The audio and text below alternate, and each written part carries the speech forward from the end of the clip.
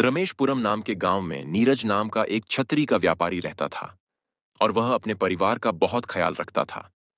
छतरी का व्यापार होने के कारण नीरज का धंधा सिर्फ बारिश के मौसम में ही चलता था।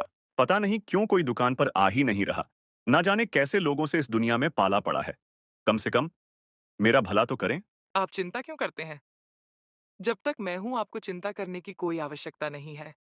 मैं लोगों के घर पर काम करके अपना घर चला सकती हूँ। मुझे अच्छा नहीं लगता तुम्हारा यूं काम करना। नीरज ने मायूसी से कहा। गांव में हालात और खराब हो रहे थे। मौसम का मिजाज ऐसा था कि कभी तेज धूप तो कभी लगातार बारिश हो रही थी। बदलते मौसम के कारण गांव वाले बीमार पड़ रहे थे। एक दिन वैद्य जी गांव में आए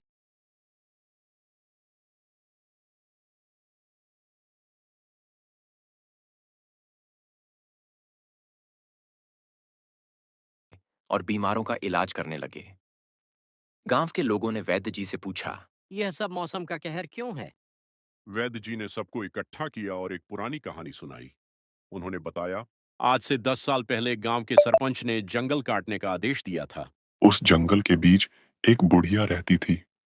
जब जंगल काटा गया और बुढ़िया का घर उजाड़ दिया गया, उसने गांव को श्राप दिया कि गांव तबाह हो जाएगा।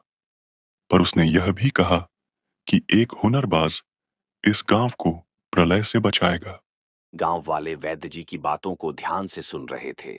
वैद्य जी ने नीरज की ओर इशारा करते हुए कहा। नीरज, तुम्हारा घर बारिश और धूप से अछूता कैसे है? ये तुम्हारी छतरियां ही गांव को बचा सकती हैं। बुढ़िया ने कहा था, वही हुनरबाज गांव को बचाएगा जिसकी बनाई चीज से लोग सुरक्षित रहेंगे। लेकिन मैं क्या कर सकता हूँ? मैं तो बस छतरियां बनाता हूँ। वैद्य जी बोले, तुम्हारी छतरियों में जादू है।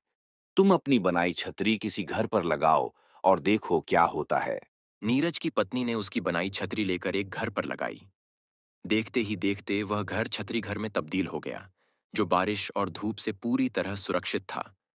गांव वाले यह देख दंग रह गए।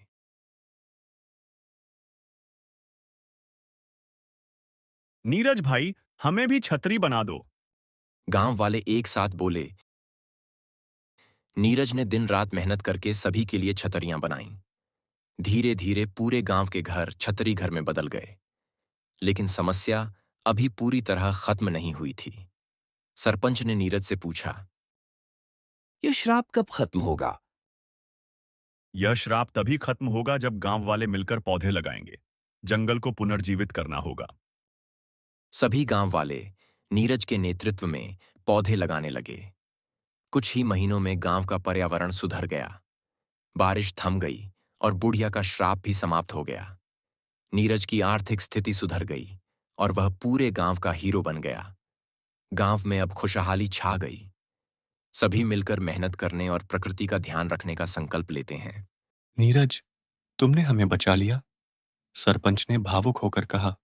नहीं, नीरज ने मुस्कुराते हुए कहा, यह सब गांव वालों के साथ मिलकर करने का नतीजा है। और इस तरह रमेशपुर एक बार फिर से शांति और समृद्धि का स्थान बन गया।